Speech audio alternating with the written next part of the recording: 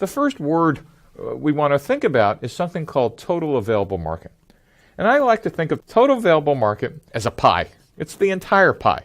Total available market says, look, how many people or companies or whatever your unit of sale is would want or need this product, and how large is the market in dollars or units if they all bought? That's just a pretty nice calculation. And the question is, okay, how would I find out? In different industries, there are analysts that specialize in vertical markets and enterprise software. It's Gartner and Forrester. In video games, it's the NPD Group. In consumer research, it's Nielsen. If you want to understand how many web and mobile startups are, you go to the Startup Genome Project, etc. So you need to ask some questions: is which industry analysts kind of follow your specific domain? And then also Wall Street analysts follow competitors in this business. And that is, they follow who's ever public. And in fact, some of them write very nice research reports. If you have access to a university library or a friendly broker, you could get a great free industry analyst report. And I would be asking others as well, and Google is your best friend here. I truly would be spending time trying to understand, is this $1 billion market? And by the way, if you throw out those numbers, the first thing I'm going to ask you is, well, that's nice, but break it down for me.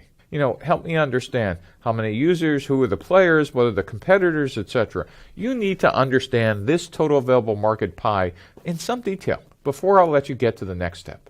And the next step is, how big is my slice? And we tend to use a fancy word for that is, what's the served available market? And the served available market means, okay, well, instead of the theory that there are 7 billion people in the world, how many people really can use a mobile app?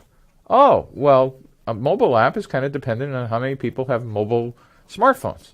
And gee, if I'm making the mobile app for, let's say, an Android platform, then the first question is, how many theoretical people are going to be using, Android platforms in this year and the next 5? Oh, now I could start estimating what's my served available market. And so how many people have the money to buy the product? That is, are you a 99-cent product or are you a $99 product? Now you're narrowing the market based on pricing or availability.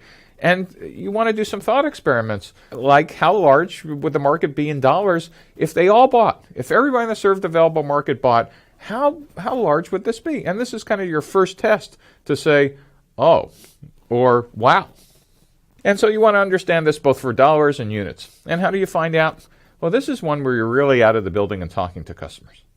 And then I think of this, again, using the pie analogy. The first step was trying to understand the number of people in the world, but now we can narrow it down if I have an Android app to the number of Android phones, capable phones, and then down to, well, how many would buy at my price.